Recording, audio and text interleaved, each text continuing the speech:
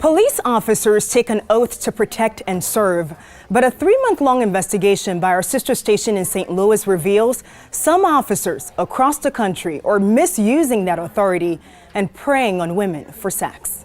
It was Friday night, and Sarah was driving home from a fundraiser. Great time, food, drinks, they were gonna have auction. Now she realized she had two problems. First, that she was lost. The road just kept going and going. And second, I had been drinking. So she pulled over into an Illinois gas station to get off the road. But soon, I heard a tap on my window, and I looked at an officer. Officer Chad Kenyon, who took her keys and ID and went back to his cruiser. But Sarah says when he came back, something was off. He was making obscene comments about my breasts. Then Kenyon's partner arrived, Officer Jason Forbes, who joined the conversation. They asked me things about my body, and it was things that they shouldn't have been asking me. Then Kenyon wanted her to go back to the police station for a breathalyzer test.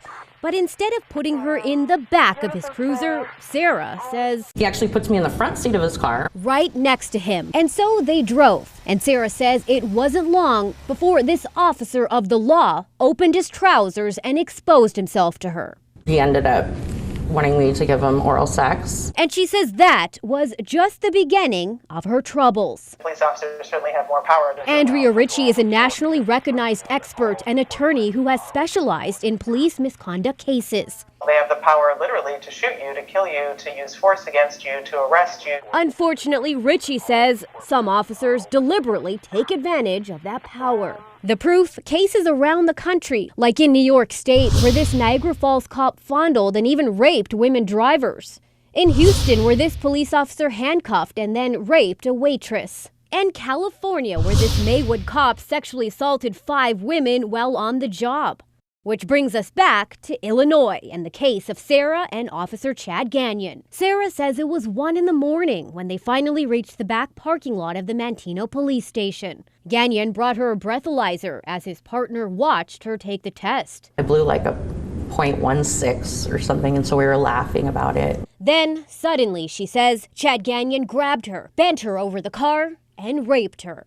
I said, no. I said, what are you doing? Or no, I didn't want it. The other cop was there and didn't help me. Sarah says she was in a daze as Kenyon put her back in the cruiser and drove her back to the gas station where he'd found her. He said, okay, I'm going to go this way, you go that way. He gave me my keys. I was still drunk.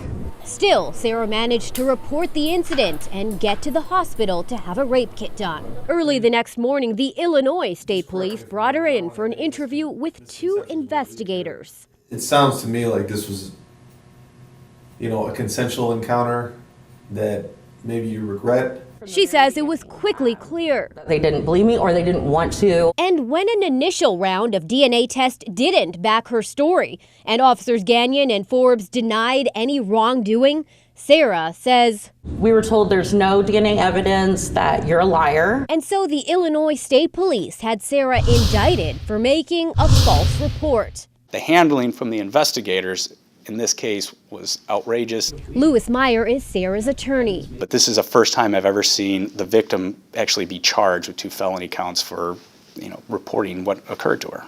Soon her trial approached, but as her attorney prepared for it, he discovered something startling in the state's files. A DNA test of Officer Chad Kenyon's underwear that neither he nor Sarah were ever told about. A test that found Sarah's DNA on the inside of his briefs, backing up her account of that night. Sarah, you were telling the truth, and we have now scientific proof. And finally, the state quietly dropped its charges against Sarah. As for Officers Kenyon and Forbes, they were cleared by the Manteno Police Department and are still working there.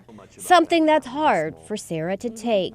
I did everything you're told to do. I can 100% see why women do not turn this in.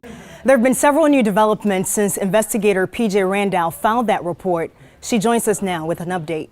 Sarah moved far away from Illinois because she felt she just wasn't safe from the police. Since then, she's filed 2 lawsuits, one against the Manteno police and another against the state police.